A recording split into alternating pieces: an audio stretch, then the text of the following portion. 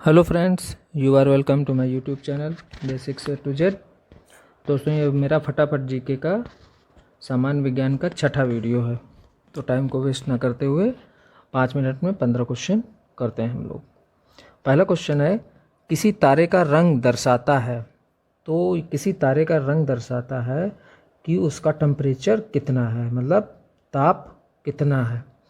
दूसरा प्रश्न, पूर्ण सूर्य ग्रहण के दौरान सीधे सूर्य को देखने से रेटिना को क्षति किरणों के किस घटक द्वारा होती है। तो जो रेटिना को नुकसान होता है वो किरणों में यूवी रेज या यूवी जो प्रकाश होता है, अल्ट्रावायलेट प्रकाश होता है, उसके कारण नुकसान होता है। इसलिए हम किसी न किसी माध्यम के द्वारा सूर्य ग्रहण देखते हैं।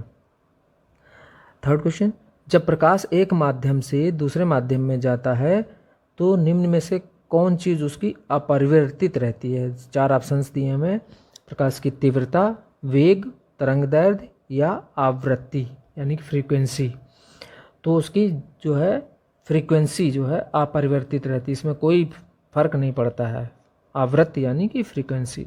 फोर्थ क्वेश्चन है, रेडियो एक्टिविटी का आविष्कार किया था। तो किसने किया था रेडियो एक्टिविटी का आविष्कार? ये थे हेनरी बैक्यूरेल। हेनरी बैक्यूरेल ने किया रेडियो एक्टिविटी का आविष्कार।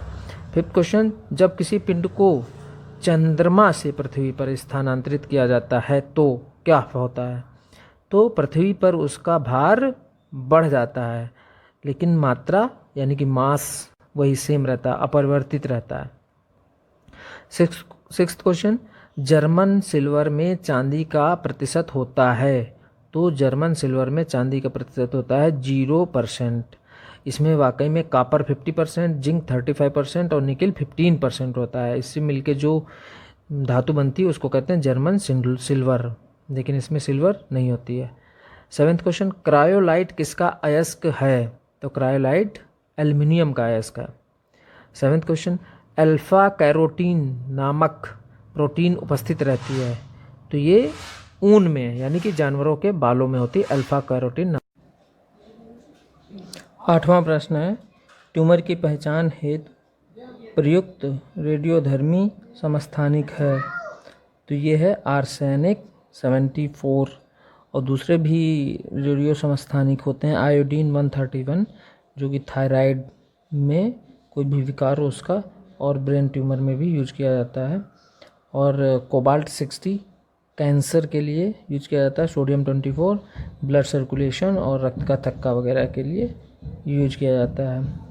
9th क्वेश्चन है, वैश्विक ऊष्मन मुख्यतः किसके उत्सर्जन के कारण होता है। तो वैश्विक उत्सर्जन मतलब ग्लोबल वार्मिंग, तो ये मुख्यतः होता है कार्बन डाइऑक्साइड से, 55% होता है इससे। इसके अलावा मीथेन, नाइट्रस ऑक्साइड, क्लोरोफ्लोरोकार्बन यानी CFC, PFC, हाइड्रोक्लोरोकार्बन, ये सब ग्रीन हाउस गैसेज हैं जो कि ग्रीन हाउस इफेक्ट में योगदान देती हैं। 10th क्वेश्चन है, बारूद के मुख्य अवयव हैं। तो मुख्य अवयव हैं पोटास, गंधक तथा कार्बन। 11th है, आयोडीन प्राप्त होता है। तो आयोडीन प्राप्त होता है लैमिनेरिया से।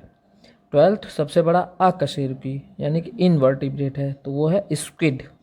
13th क्वेश्चन है, शरीर में अतिरिक्त ग्लूकोज ग्लाइकोजन में परिवर्तित होकर कहाँ भंडारी रहती है। तो ये लीवर में इकट्ठा हो जाती है, लीवर मीन्स यकृत। 14th है, धावन मशीन का कार्यकारी सिद्धांत यानी वॉशिंग मशीन किस प्रिंसिपल पे कार्य करती है। तो ये सेंट्रीफ्यूगल फोर्स यानी कि अपकेंद्रीकरण। इसका मतलब है कि ये जो है हर एक चीज़ को सेंटर से पेरीफेरी की तरफ फोर्स लगाती है। तो ये सेंट्रीफ्यूगल, और सेंट्रीपिटल में पेरीफेरी से सेंटर की ओर। 14th क्वेश्चन है, 15th लास्ट क्वेश्चन है, मिलान कीजिए। एक तरफ पौधे हैं, दूसरी तरफ उनका उपयोग। तो ये पौधे दिए हैं ब्राह्मी, सदाबहार, पुदीना और तुलसी, और तो उनका उपयोग है। तो ब्राह्मी का उपयोग होता है मस्तिष्क का टॉनिक, याददाश्त के लिए, और सदाबहार का डायबिटीज़ दूर करने वाला, पुदीना का वातहर मतलब डाइजेशन के लिए, तुलसी का कफोत्सारक मीन्स की सर्दी जुकाम वगैरह में यूज होता है। तो दोस्तों, ये अति महत्वपूर्ण 15 क्वेश्चन हैं जो फटाफट 5 मिनट में मैंने कवर किए हैं। आप उनको पढ़िए और BEO एग्ज़ाम में को क्रैक कीजिए, और मेरे वीडियो को लाइक शेयर सब्सक्राइब कीजिए, मेरे चैनल को भी। Thank you friends.